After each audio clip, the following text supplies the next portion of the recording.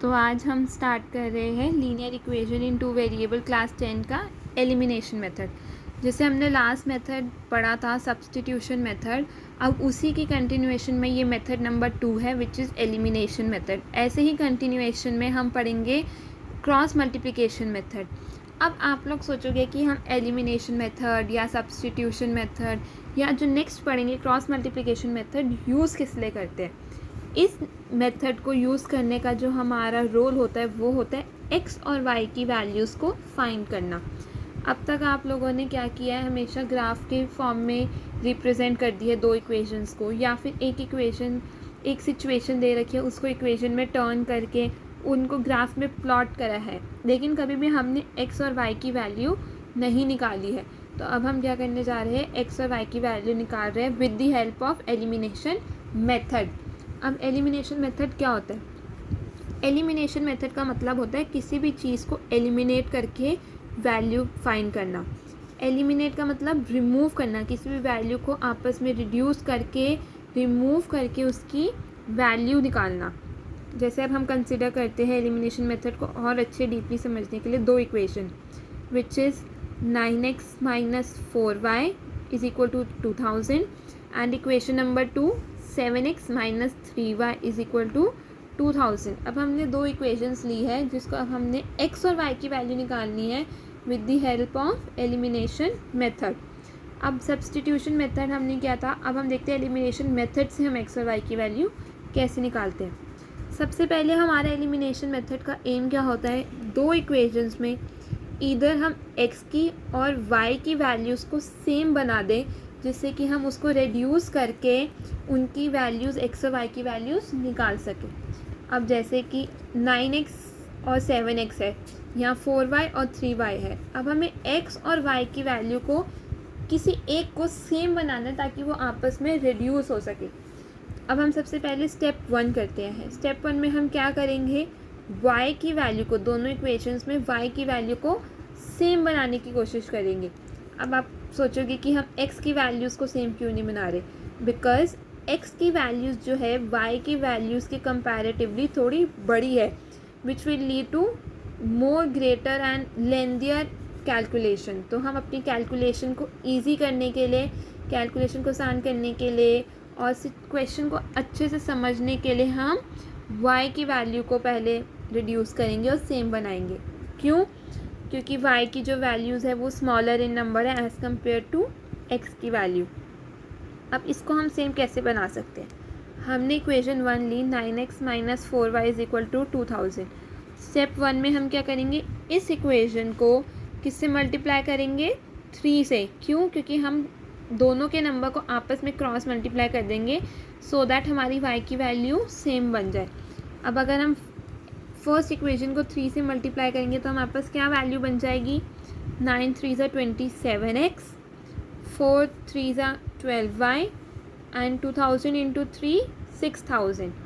अब नेक्स्ट हम क्या करेंगे, 7x minus 3y is equal to 2000 को 4 से मल्टीप्लाई करेंगे सो दैट हमारी y की वैल्यू इस इक्वेशन में जैसे 12y आई है, इस इक्वेशन में भी 12y आई। हमारा एम इन दोनों नंबर्स को सेम बनाना है। अब हमने सबसे पहले क्या किया, इस इक्वेशन को किससे मल्टीप्लाई किया, 4 से। 4 से मल्टीप्लाई करने के बाद हमें क्या ऑब्टेन हुआ, 7 4 ज़ा 28x, 3 minus 3y into 4 which is minus 12y and 2000 into 4 which is 8000। अब हमने क्या किया, जो हमें इक्वेशन, दो इक्वेशन मल्टीप्लिकेशन के बाद ऑब्टेन हुई है उसको हमने कंसिडर कर लिया एज इक्वेशन 3 एंड इक्वेशन 4। जो इक्वेशन 1 को 3 से मल्टीप्लाई करके आई थी हमने उसको इक्वेशन 3 कंसिडर किया है, और जो इक्वेशन 2 को 4 से मल्टीप्लाई करके आई थी हमने उसको इक्वेशन 4 एज्यूम किया है। अब इक्वेशन 3 और इक्वेशन 4 हमें ऑब्टेन हो चुकी है। Equation 3 is 27x minus 12y is equal to 6000 and equation 4 is 28x minus 12y is equal to 8000। अब हमारा स्टेप 2 क्या होता है, स्टेप 2 होता है जो हमें मल्टीप्लाई करके नंबर से दो इक्वेशन ऑब्टेन हुई है इन दोनों को आपस में सब्ट्रैक्ट करना। हमेशा हम इस स्टेप में सब्ट्रैक्शन ही करेंगे एंड नेवर मल्टीप्लिकेशन, कभी भी मल्टीप्लिकेशन एडिशन कुछ भी नहीं, ऑलवेज सब्ट्रैक्शन। अब आप देखोगे इक्वेशन 3 और 4 में से कौन सी इक्वेशन बड़ी है। ऑब्वियसली इक्वेशन 4 बड़ी है क्योंकि it is 28x and it is 27y। 12y and 12y तो सेम है। Here it is on the right hand side 8000 and 6000। अब हम क्या करेंगे, इक्वेशन 4 को किससे माइनस करेंगे, इक्वेशन 3 से। तो हम लिखेंगे 28x minus 12y is equal to 8000 और इक्वेशन 3 लिखेंगे 27x minus 12y is equal to 6000। क्योंकि अब हम इसको कर रहे हैं सब्ट्रैक्ट, तो सब्ट्रैक्ट कर रहे हैं तो जो हम आपको ये क्वेश्चन जब वेरिएबल के फॉर्म में होता है हम इनको तब सब्ट्रैक्ट करते हैं, तो जो इनके साइन होते हैं नीचे वाली इक्वेशन के वो हम हमेशा चेंज करते हैं because we are doing subtraction. इस इक्वेशन में 27 जो है वो पॉजिटिव था, एज यू कैन सी 27 जो है पॉजिटिव वैल्यू है, तो हमने उसको किस में चेंज किया, नेगेटिव में। 12y जो थी वो नेगेटिव वैल्यू थी, तो हमने उसको किस में चेंज कर दिया, पॉजिटिव वैल्यू में।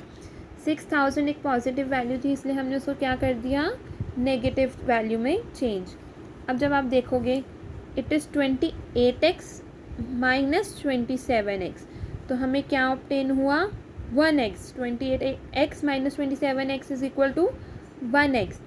और अब हम यहाँ देखेंगे it is minus 12y plus 12y, it is minus 12y plus 12y which is equal to 0, क्योंकि यहाँ पर माइनस और यहाँ पे प्लस है। Minus 12y plus 12y is equal to 0।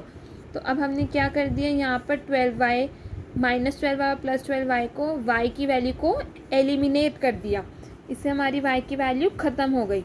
And here it is 8000 minus 6000 which is equal to 2000।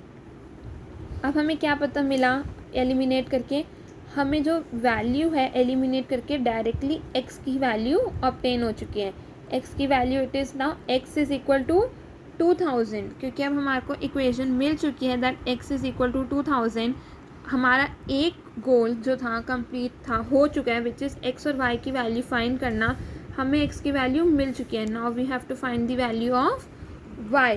क्योंकि हमें x की वैल्यू फाइंड हो चुकी है तो अब हम क्या करेंगे, इस x को जैसे हमने सब्सटीट्यूट करके वैल्यूज़ निकालते हैं इक्वेशन 1 में, इक्वेशन 2 में, इक्वेशन 3 में या इक्वेशन 4 में, हम इन चारों में से किसी भी इक्वेशन में सब्सटीट्यूट करके x की वैल्यू को y की वैल्यू निकाल सकते हैं। हम क्या करते हैं, x की वैल्यू को सबसे इजी यानी कि फर्स्ट इक्वेशन में ही सब्सटीट्यूट कर देते हैं। हमने पहले लिखी first equation 9x minus 4y is equal to 2000। अब हमारे पास x की वैल्यू इस इक्वेशन की ऑब्टेन हो चुकी है विच इज़ 2000। अब हमने क्या किया, सिंपली ये 2000 वैल्यू जो है x में सब्सटीट्यूट कर दी, x में पुट कर दी। सब्सटीट्यूट का मतलब होता है पुट करना। हमने x की वैल्यू 9x के साथ पुट कर दी। अब हमें क्या ऑब्टेन हुआ, 9 into 2000 minus 4y is equal to 2000। 9 into 2000 is 18000 minus 4y is equal to 2000। अब ये माइनस 4y इधर ही रहेगा, पर ये जो पॉजिटिव वैल्यू थी, पॉजिटिव 800 था यानी कि प्लस 18000 था, वो यहाँ पर आकर 2000 से सब्ट्रैक्ट हो गया। क्योंकि यहाँ पर आके इससे सब्ट्रैक्ट हुआ तो हमारे पास क्या रहा, minus 4y is equal to minus 16000। यहाँ पे माइनस क्यों आया, क्योंकि प्लस माइनस तो माइनस होता है लेकिन साइन किसका लगता है, बड़े का। हमें क्या ऑब्टेन हुआ, minus 4y is equal to minus 16000। अब हम क्या करेंगे, सिंपली माइनस माइनस के साइन को आपस में काट देंगे और 4 को 16000 से डिवाइड करेंगे तो हमें क्या ऑब्टेन हो जाएगा, y की वैल्यू विच इज़ 4000। अब हमें दो वैल्यूज़ मिल चुकी है, x is 2000 and y is 4000, जो कि हमारा गोल था। x की वैल्यू हम पहले निकाल चुके थे और सब्सटीट्यूट करके यानी पुट करके हमने किसकी वैल्यू भी निकाल ली है, y की। तो ये हमारा कौन सा मेथड हुआ, सब्सटीट्यूशन मेथड को यूज़ करके एलिमिनेशन मेथड। क्योंकि हमने x की वैल्यू पहले y को एलिमिनेट किया, x की वैल्यू निकाली और x को सब्सटीट्यूट करके y की वैल्यू निकाली। तो ये था हमारा एलिमिनेशन मेथड।